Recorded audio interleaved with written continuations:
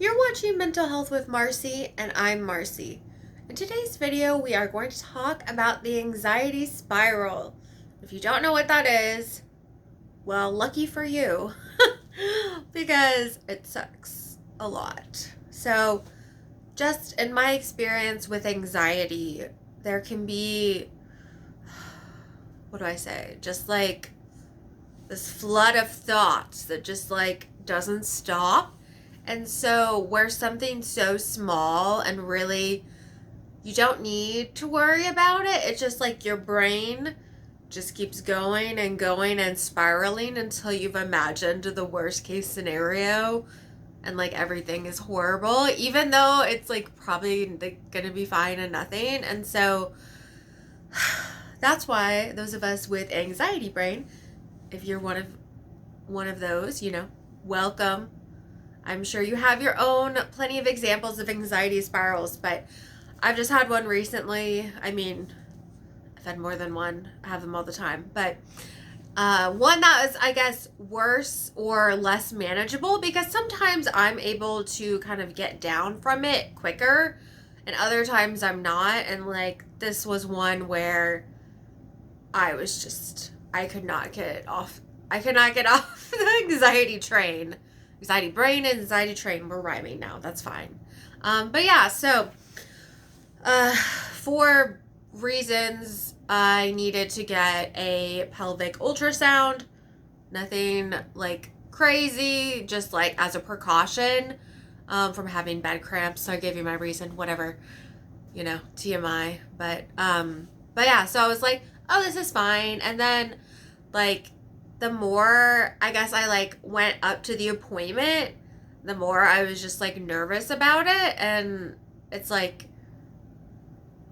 for not really a real reason, right? So it's not like the doctor was like, well, you probably have this like cancer or cyst or something. Like it was just like a precaution. And so it's not like I should have gone into it like worried about it. And then really I was just like also just spiraling about like the procedure itself, because I was like, oh, this will be fine. I was like, it's no big deal, just like ultrasound. And then I like look it up and I'm like, this is fun. So yeah, again, if you want TMI, look up pelvic ultrasound. But yeah, so that was part of it. And then like the other part of it was you have to do all this like water drinking. You have to like drink a bunch of water and then like not pee forever. And I'm like, I already have a small bladder to begin with. And so I was like, great, I have to drink like 40 ounces of water before 11 a.m. And I'm like, do I ever do that? No. And so I'm like putting notes all around my house. And I'm like, okay, I have to remember not to pee after 11. Again, it's a TMI video apparently. But it's just like,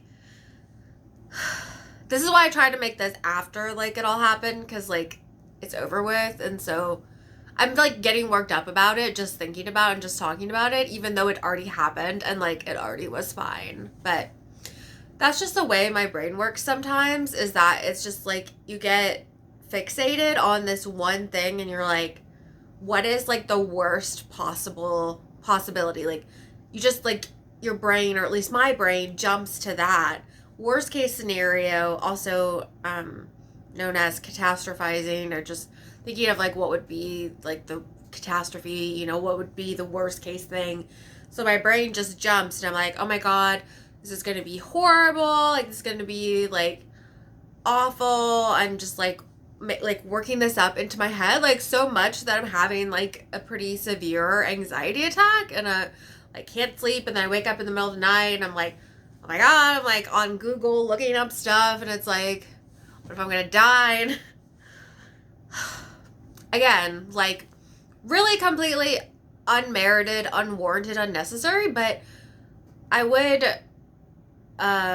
caution away from just dismissing anyone just because it might be an irrational thought, right? Like obviously like it wasn't going to be that bad. It was like, regardless if there was something on there or not, like I'm sure like it would have been fine. It's just like logically, but when you're in that state, or at least me personally, there's no logic. There's no brain, like logic brain that's there. And so for me, I know like people are trying to be helpful and they're like, oh, it'll be okay. And it's like, okay. But like, I think as long as people don't dismiss my feelings as invalid, then I think I'm okay. You know, I understand that it like doesn't make any sense, but like I really hate when people just dismiss your feelings and they're like, oh, well, like you're crazy for like thinking this. And it's like, it's mental illness, you know, that's how anxiety works. It makes you think things that aren't true. So if you've had an anxiety spiral, hopefully you've come down from it. But that one for me was a lot harder to come down from. And then with that, I get, when they're like worse, my like heart is racing and like I have chest pain and a lot of times I can't sleep. That's like with those racing thoughts, or I like wake up in the middle of the night and then I can't go back to bed because of the racing thoughts and everything. And so it's definitely a common symptom of anxiety, but it's just really not productive once I like get myself in the spiral, and I can't get myself out sometimes. Sometimes it's like a quick spiral. Like, for example, you're gonna laugh. I just like bought a bunch of activewear tops, and I was like, this is fine. And I was like, and you're like, what's the spiral there? And I was like, oh, well, then I just like, I had a very quick spiral. I was like, oh, should I be buying all of these active tops? And I was like, maybe I shouldn't be because of like money and all this. And so it's just like racing thoughts. And so again, it like, I quickly was able to come out of it. And it's not like I'm not having like an anxiety attack or panic attack or anything, but it's just even those little things. Or like, for example, for me, when something goes wrong or something's like not as planned or expected, like I went to the pharmacy today and then apparently my doctor sent it to the wrong pharmacy or a different pharmacy. And so I was like, to wait in line this whole time. And then I had to go to a different pharmacy and wait in line. So I was really pissed, just because I was annoyed. And so I was like anxiety spiraling about it. I was like, oh my God, I was coming back from a trip. So I was like, I'm already been in the car for so long. And then I had the dog with me. And so sometimes at this other pharmacy, they don't have the drive-thru open. And I'm like, what if the drive-thru's open? I don't want to leave the dog in the car. What am I going to do? I'm going to have to wait 3 hours because it's like always takes forever at that pharmacy, which is why I switched. And then I go, there's no cars in front of me. And I just like go and the lady's right there. And it was like, it was nothing. It was fine.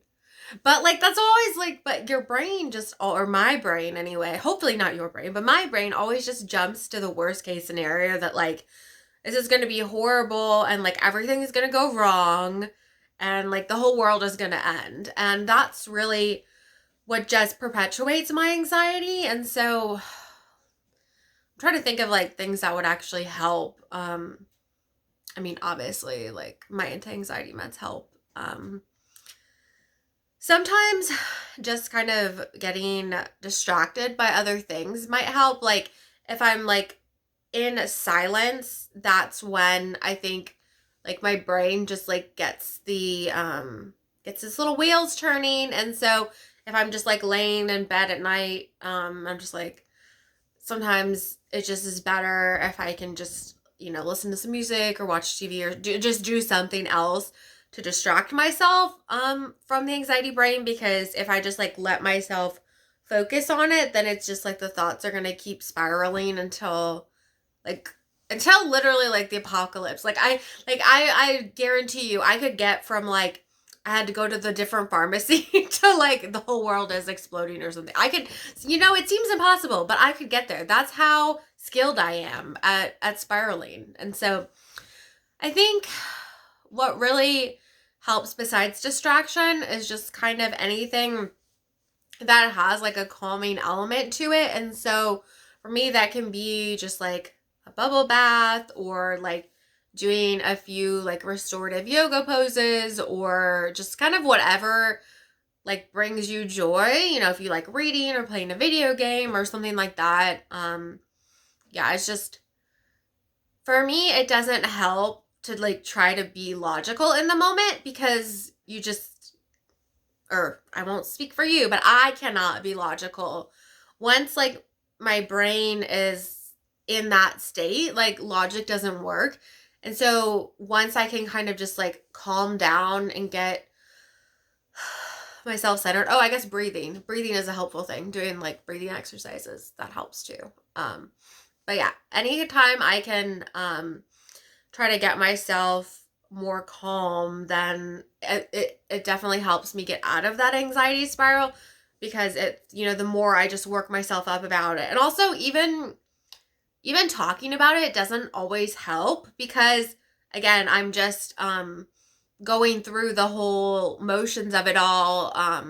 Again, I'm like speaking about all the things that could go wrong, like I'm telling them to someone else, and so I'm just like rehashing it in my head. So that's why really distraction, until I can just get myself calm, and then like once I have a logical brain about it, then I'm like, oh, this is gonna be fine, everything's gonna be fine. And just for the record, the pelvic ultrasound turned out fine. Like there wasn't anything on it, so like I'm fine. And then also like the experience was fine. Like it wasn't, even though I say that now, but that's why it's all in retrospect. But like when you're in the moment, you're like, this is horrible, because I did like, it was like 20 minutes late, and I was like, I was really pissy at the lady. I know, I'm sure she was probably like, really? But no, it's like, so you had to drink all this water, and then you couldn't pee for like ever. And then like my appointment was late, and so I was like, I already have to pee, and I have to wait, and then you have to wait a long time in order to do that. And so she's like, how are you? Like the normal one. And I was like, I'm annoyed because I had to wait 20 minutes. So you can tell what kind of mood I was in. But it was all fine in the end. I mean, I'm sure she gets people like that, but don't be mean to other people. But I wasn't having it. I was like, I don't want to sit here any longer waiting. And they told me to get there 15 minutes early, so I was there for like over half an hour, just sitting there having to pee and not being able to. So not very fun. But all in all, like, then like once I got in there, I got out of there really quickly, because they were like, I was also worried about, they're like, oh, it's going to take an hour. And I was like, why is it going to take a fucking hour? And so it all turned out fine. And so again, and I got my prescription, and like, everything is fine. But in the moment, that anxiety brain, it just tells you lies. And so I just try to really just like, let myself feel at the moment. I'm not going to try to invalidate my own feelings.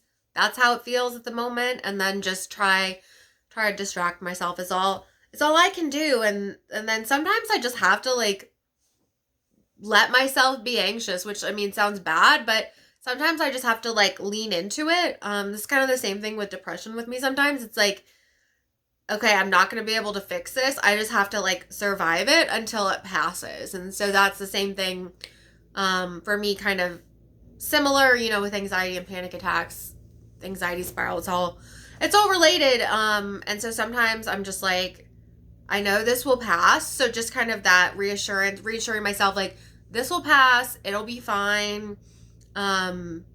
Literally being like, my anxiety episode will be fine. My anxiety spiral will be fine. If only I could just think that about the original event. But yeah, just kind of realizing like, okay, I'm going to feel like shit for a while.